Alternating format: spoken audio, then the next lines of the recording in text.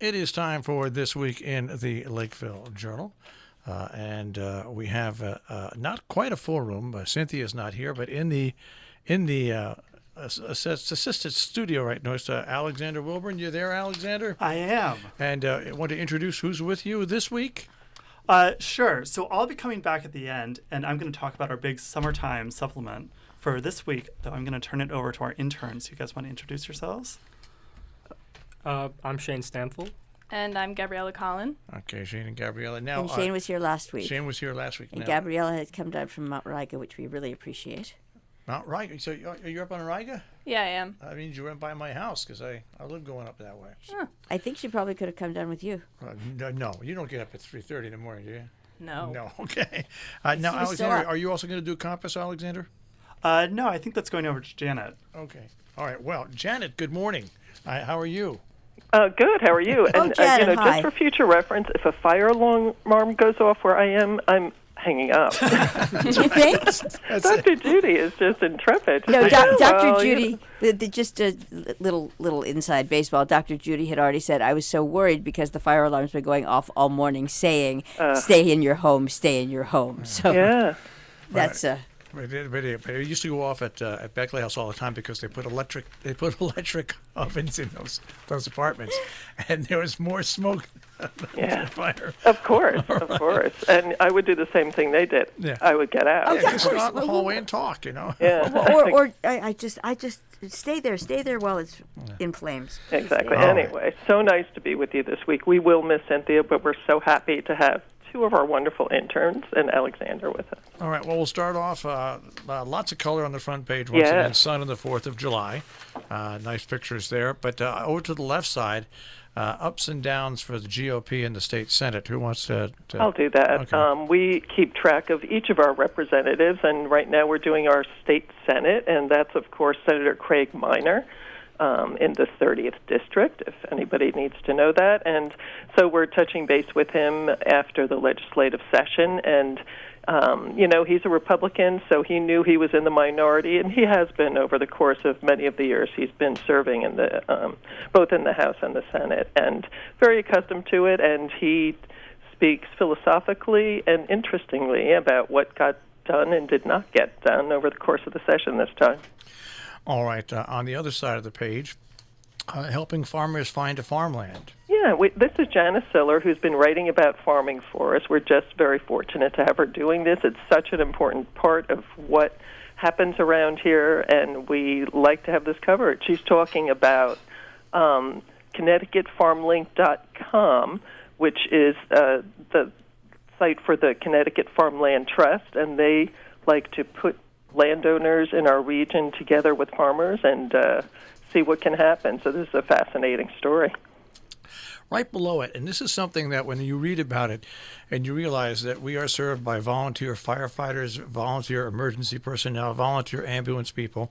Once again, there was a rescue, this time made up on Brace Mountain, and it's amazing the work that and how well-trained these volunteers are. Oh, my gosh, and they come out on July 4th, of course, on the holiday. They're ready at all times, and here was a 72-year-old man from New York City who fell between 20 and 30 feet.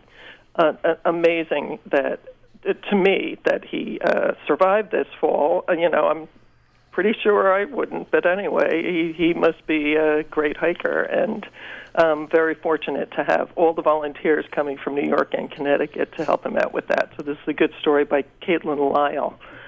From the Millerton News side. It's very interesting, the next story I want to highlight, because when we first talked about this last week, I kind of figured that something would happen, and that's parents are trying to move to keep the Kildonan School open with a financial plan not only for next year, but moving forward. Well, that's very encouraging, isn't it, to know? And I'm sure it's encouraging for the staff and the administration at the school, too, to know that their school has this value to the parents and to the students, and they're going to step in to try to see what they can do to keep it going. So best of luck to them. They do fit a need that it's hard to find a school that specializes in dyslexia and is as good at it as Kildonan is, and so we wish them luck with it.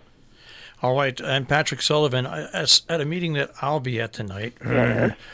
the All Boards Chair Committee is meeting, the Region 1 Board of Education, and on the item for tonight, the final item will be an executive session on, obviously, the superintendent's contract. So far, the Region 1 Board has punted till the end, till their next meeting, really, on their decision on it. It's going to be interesting to see what happens when they come out of executive session tonight. That's right. That meeting starts at 7 p.m. Yeah. It's an important meeting at the high school, so everybody who is interested in what happens with the superintendent's contract should be there, or at least Marshall will be there and keep us informed about it. And I want to thank you guys at the Lakeville Journal yesterday. Patrick Sullivan showed up for the question and answer session we had with Skip Barber.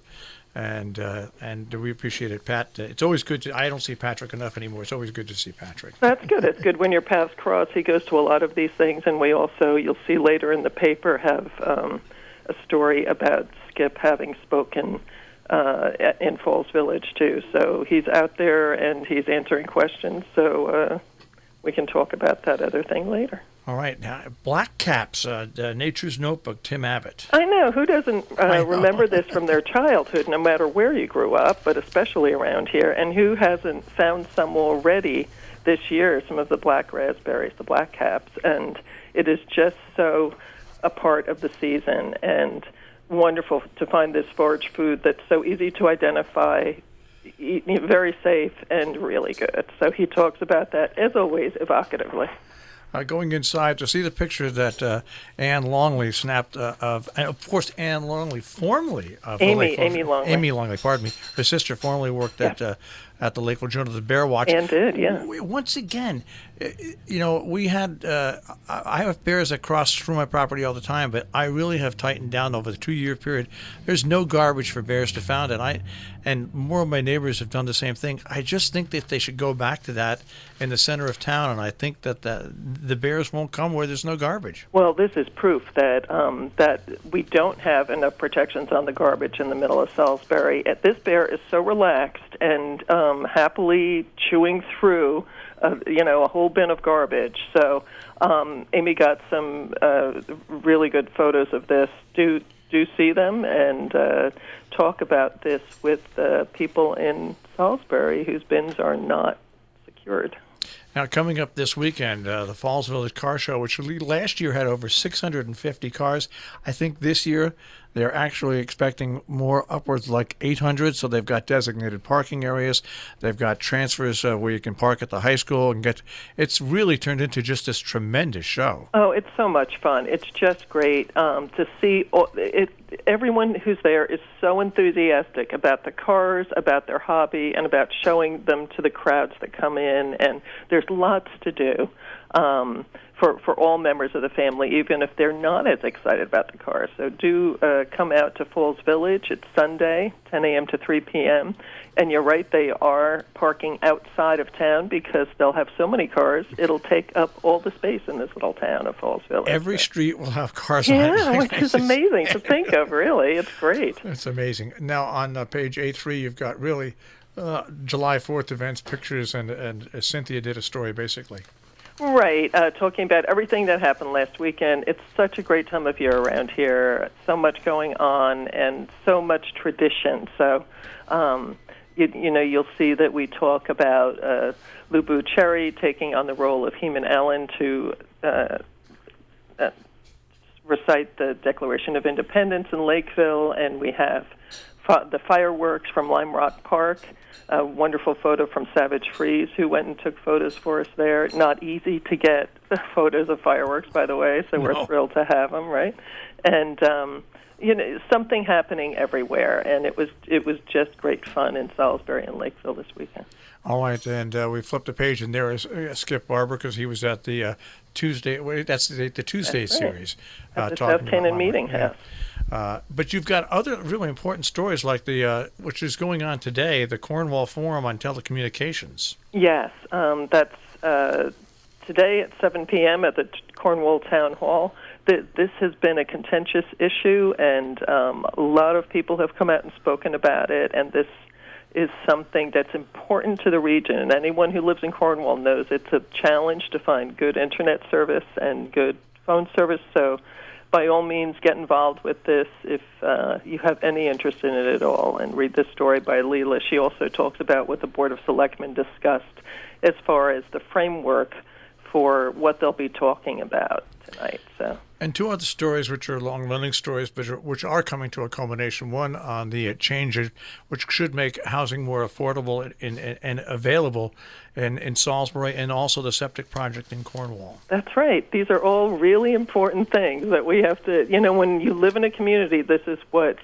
shapes your lives. So this is an important issue in Salisbury, to find a way to have more housing that's available to younger people, young families.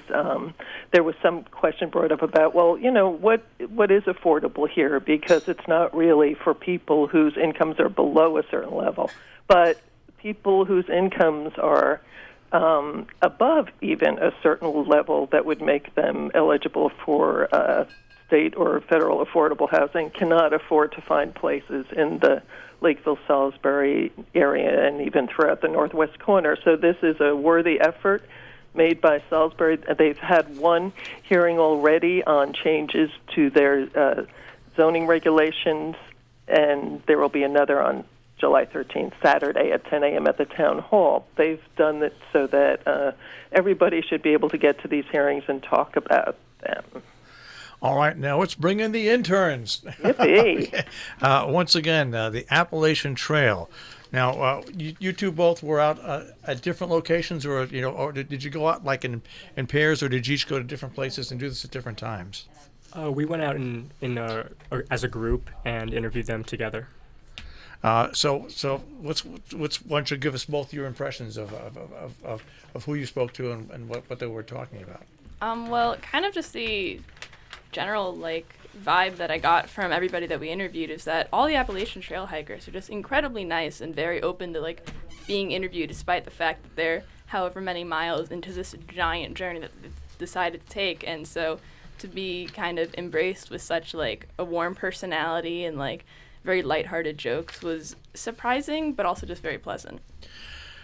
Yeah, one common theme among all of the hikers we interviewed was many of them felt like they needed something to reconnect with nature and were dissatisfied in some way with their current life. So their solution was to hike the AT.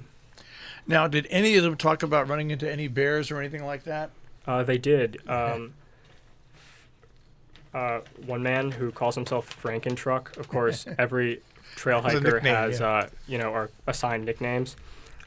Talked about bears, but he said a greater threat and something that scared him more on the trail was actually the threat of falling trees. And so he had to be very careful where he set up camp at night and to make sure that there were no dead trees around that could be hazardous. Now, do these folks camp together? I mean, do they try to camp together, or do they like to be out by themselves when they camp? It all depends on the person, really. I interviewed two individuals who were camping together and going as friends versus others that we kind of ran into, and also interviewed that were doing the trip solo. While you can run into people and have reoccurring faces on the trail, a lot of people choose to do this as a solo journey. We met one woman who was kind of pioneering her own trail and was very firm in her ways that she was going to do this alone without her boyfriend or anyone like that. All right, and what's interesting, and there's a lot of people that I've met who have somebody drop them off at one end of the trail, and then they walk, and then they have them meet further along, and they do the trail in chunks like that, not just these brave souls that pick out and go for thousands of miles. I mean, it's amazing. I'm always amazed at how I've seen pictures before their walk and after, how much weight they have absolutely lost. Even thin people, they just get stringier. It's amazing that they do it. It is. All right, let's go on to the health page. Strawberries, who wants to take this? I will talk about that. This is a a little more than a 1,000-word article I just wrote about how much I like strawberries. I kind of approached this the way I approach like all of these kind of assignments and work, where I just sat down and wrote for 3 hours, didn't look over anything, and then sent it to Cynthia for her to look over kind of my delusional writing. It's not bad. Now, Shane. Yes. You're a perfect place to talk about this psychosis detection. Yes, a new story out of the National Institutes of Health that talked about a potential breakthrough in psychosis research that may aid doctors in detecting illnesses such as schizophrenia earlier, and the benefit of that could be the benefit to early detection could be possibly a reverse of the deficits or a delayed onset of the symptoms. Now, you also have a story about nature making you kind of more relaxed. I do. This is from the Frontiers in Psychology, that they published a study that found that spending 20 to 30 minutes in nature leads to a drop in the stress hormone cortisol, which to many people in the Northwest corner won't really come as a surprise. I mean, of course, this is some of the first concrete scientific evidence, but just speaking on a personal level, a walk or a paddle, just I can't help but feel fresher and just more energetic. One explanation for this was put forth by researchers at Texas A&M that said that humans evolved to be more relaxed in natural surroundings, and they showed this through an experiment where participants were shown a stress-inducing movie, and then some were then shown scenes of natural beauty while others were shown scenes of urban life, and the participants that were shown the scenes of nature recovered from the stress-inducing movie much faster. All right, we're going to go to the editorial page, and Janet, thanks for a great fourth. That's right. Every so often we need to step back and look at what we have around here and give gratitude to those who make such things as the celebrations around the 4th of July happen. So we talk about that, and we have a wonderful photo by Cynthia Hoxwender of Lubu Cherry as Heman Allen. And do give this a read and think about what you have in your town, and thank some of the people there, too, for all they do. We also have several letters, 2 of them on the proposed multifamily zoning changes in Salisbury. We editorialized about this last week, so here's the rebuttal, and by all means, read these 2, read our editorial of last week, and attend the meeting on the 13th. And I always love it picking out of this. 100 years ago, Captain Theodore Kenyon and bride are occupying W.H. Kenyon's residence on Main Street, while the latter, with his family, is away on an extended auto tour.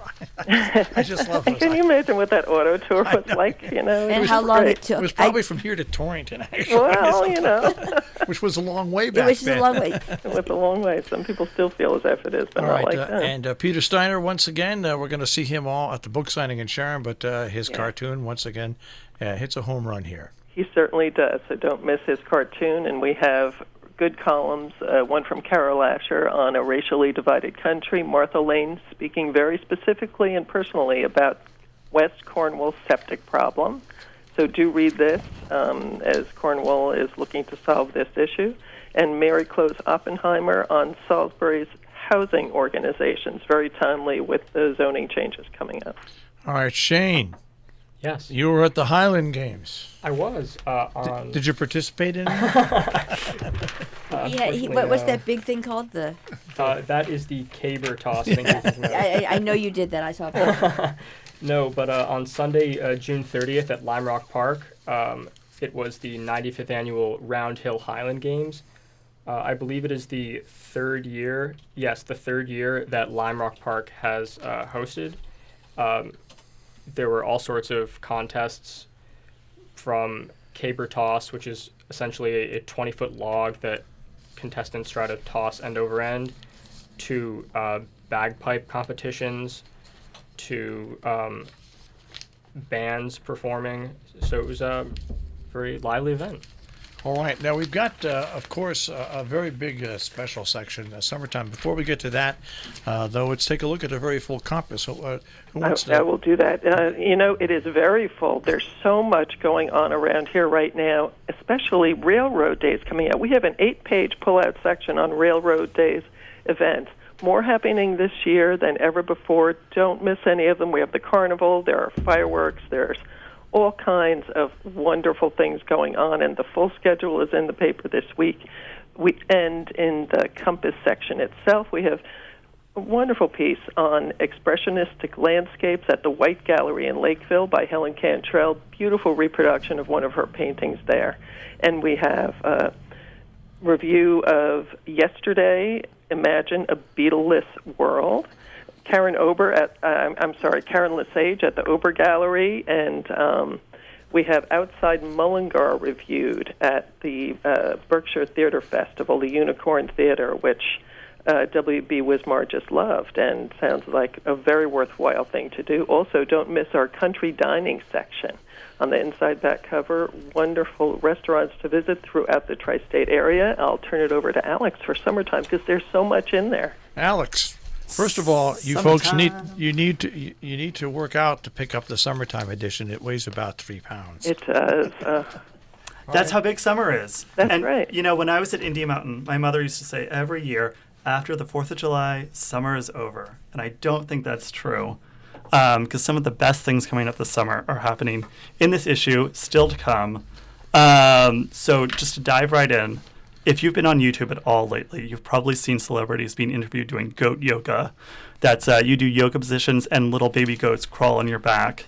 And Hancock Shaker Village in Pittsfield is doing that, but they're also doing calf cuddling. So Ann Day went up there to see what calf cuddling was, and it's this new therapeutic technique for achieving tranquility. It's very calm. You hang out with some calves. I would recommend seeing what it's like. I kind of want to do it. So go see if it works for you. Divya Simmers talked to our local librarians about all their favorite summer reads for this year. We have best-selling novels, biographies, and some German translations. So it's really something for everyone. Now, you also talk about, you wrote a story on the Bard Music Festival. I did. The Bard Music Festival is starting August 9th. It's 2 weekends.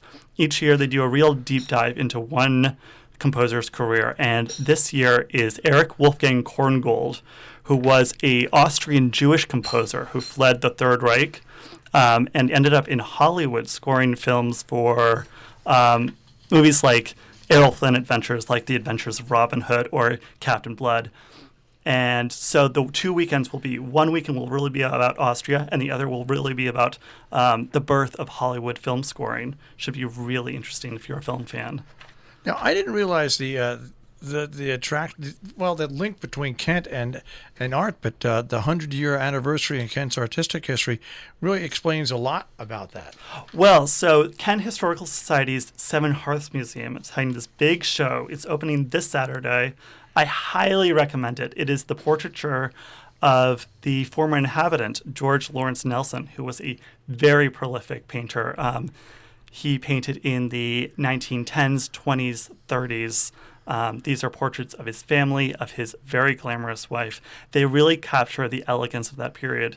And if you are a big fan of F. Scott Fitzgerald's work, I think you're really going to enjoy these. I highly recommend the show. And Ann Day on sneakers in Paris. Ann Day traveled to Paris just on vacation. I said, you have to write a story for the supplement. I don't care what it is. And she came back and she said, everyone who's really chic in Paris is wearing sneakers right now. I said, great.